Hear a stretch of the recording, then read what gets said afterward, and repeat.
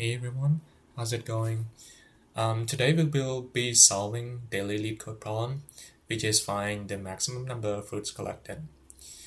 So the problem is labeled as hard, but it's actually not that hard if we kind of understand the trick behind it. So we are given a game dungeon, which is n by n matrix, and in that matrix it contains fruits that we need to collect. And we're also given three childs, where one is on the top left, another one is on the top right, and the last one is at the bottom left. And the way the child move is based on these three conditions, and they need to make exactly like n minus 1 move to reach the bottom right. And also noted that once the child enter the room, they will collect the fruit in that room, and once the next child enter the same room, it means that the fruit is empty, so there's no more fruit, so it can be collected only once. So our goal is to return the maximum number of fruits that the children can collect from the dungeon. So before we dive into coding, I think it's better we do some drawing and visualization to help us understand the problem better.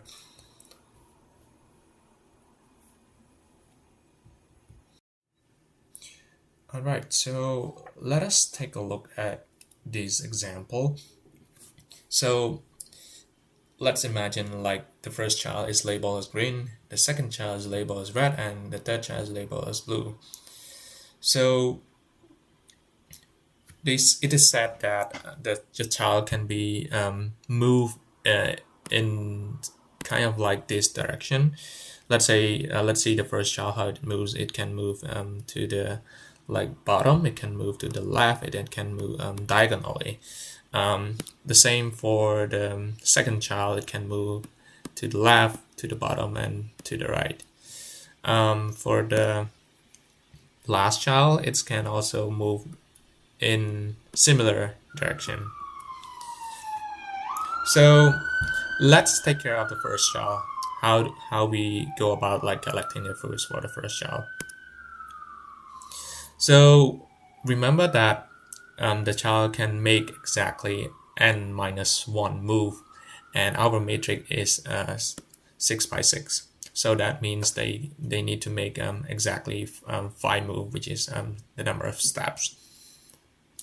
So if you look at the first child, we kind of notice that the child can only move diagonally, which is this direction, all the way until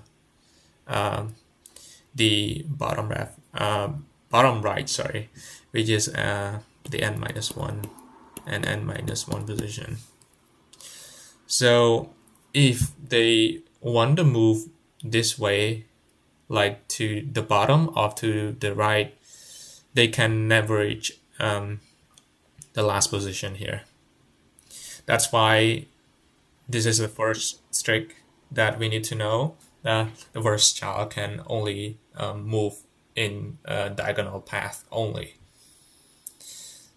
Okay, so now we know, now we take care of the first child. How about the second child? Let's take a look at the second child. How do we move the second child? So we know that it can move in 3 directions, like downward, and in this 3 direction, we want to collect the maximum number of fruits here. So there's a trick here. So the thing is, the second child can move inside this area, but if they kind of move past the diagonal position, maybe somewhere here or somewhere maybe here, it is guaranteed that they never reach this position. So you can try out by yourself and see if you can reach the last the target position. So we know now let's try to walk the second child. So we now at the top right position, and if we had tried to move down, we try to we will go to this path to collect this fruit because this is the maximum fruit among these two columns. And then we would go to this position, which is 4, because this has the, highest value of fruits. And then we go to the this position and then until here. We don't need to go all the way until n-1. We can stop at n-2. And that's because remember that the rule says if the fruit has been collected, then we do not need to collect it one more time. So we kind of like at every position of the second child, you have 3 choices. And from that 3 choices, you can return the maximum path, which give you the maximum sum. And for the last child, it's also not different from the second child. You have 3 choices, but make sure you won't go like further than like beyond the diagonal path, because if you go beyond this point, that means you can never reach this position, right? Or maybe this one. So for the last child, the way you would walk is you will arrive this position and then this one and get this one, and then you collect this one, which will at the end give you the maximum value. Yeah, I think the main trick is the diagonal path here, which you have to really take care of. And in case like in these 3 choices, if you go out of bound, you might want to return minus infinity, and the same for the second child. You might want to turn back minus infinity, because this is an invalid path. And if you go maybe beyond this diagonal path here, you might want to turn minus infinity as well. Yeah. I think we can start our coding part. So the first thing that I want to do is to get the size of the matrix. So you can do by calling the length of the fruits here, because you don't need to like get the size of the columns because it's n by n. So then the size of the column and the size of the row are exactly the same. And I would initialize a variable called total that will take all the sum of the fruit, and at the end I will just return the total back. So now we can take care of the first child. So remember that the first child can only move diagonally. That's it, how the first child can reach the final position.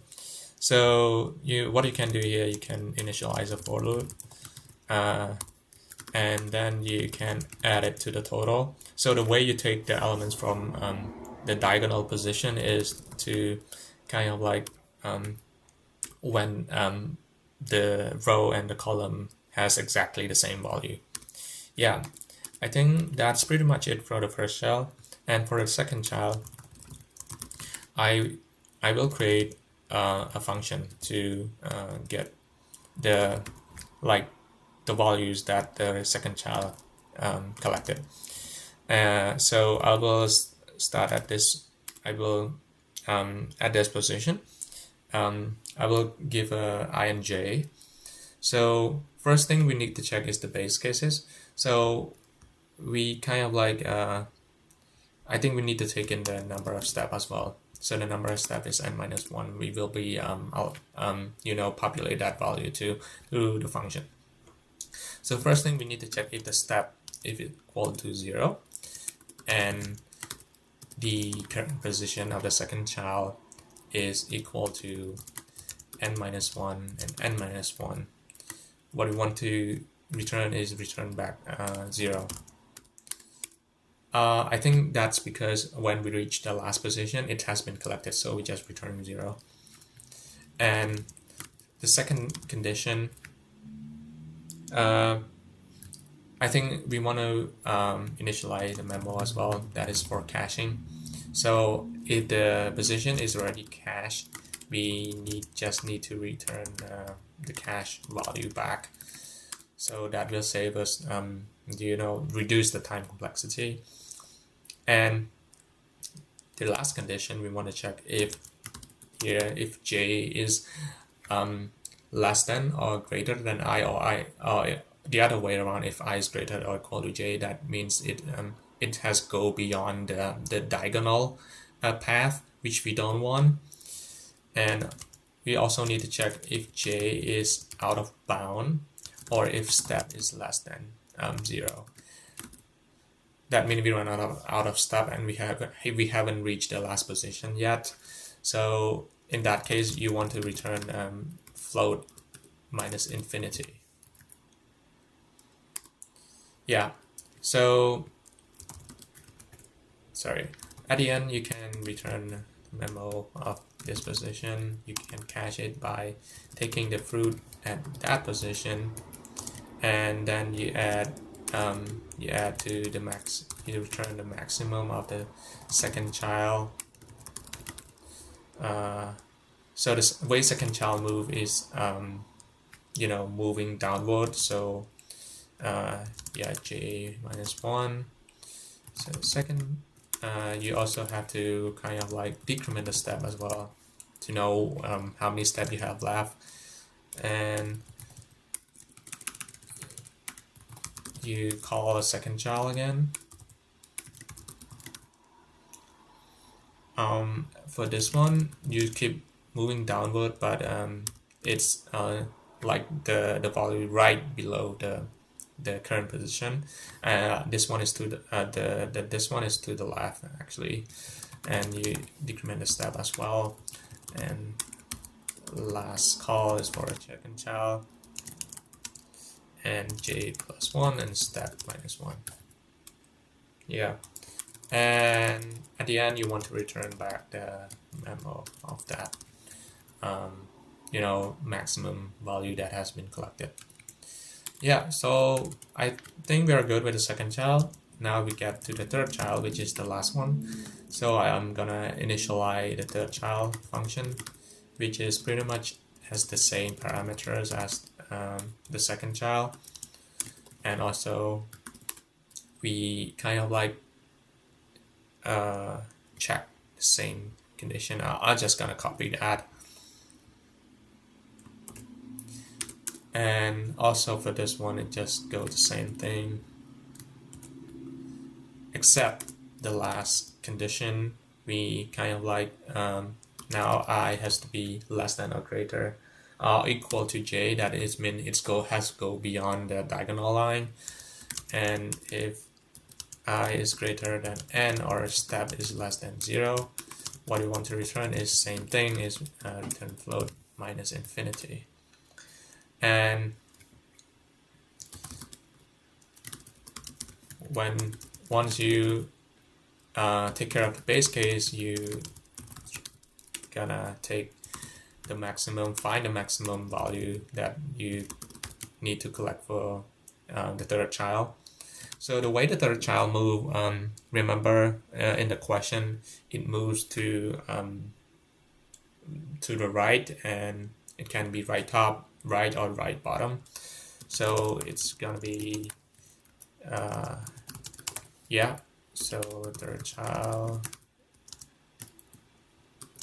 I minus 1, keep going to the right, and last one, which is I and j minus 1 plus 1 step. And at the end, you want to return the memoization.